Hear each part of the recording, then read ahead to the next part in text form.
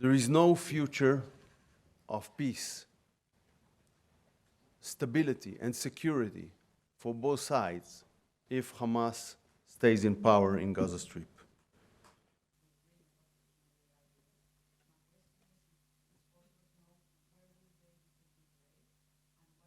We have just seen during the last 24 hours another example of the kind of enemy we are dealing with.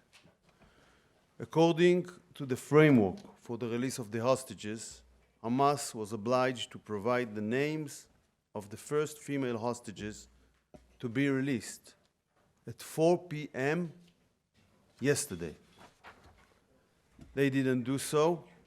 They began violating the agreement before it even went into effect. Yeah.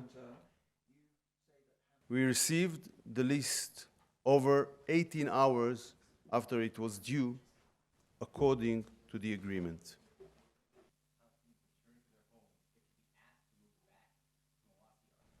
I want to make it clear, Israel is committed to achieve, and the government of Israel is committed to achieve all the goals, all the objectives of the war that the Security Cabinet determined.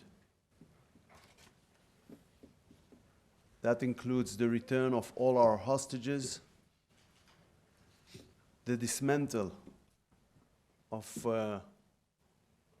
Hamas governmental and military capabilities, and to make sure that the Gaza Strip will not be a threat to the state of Israel and to its citizens.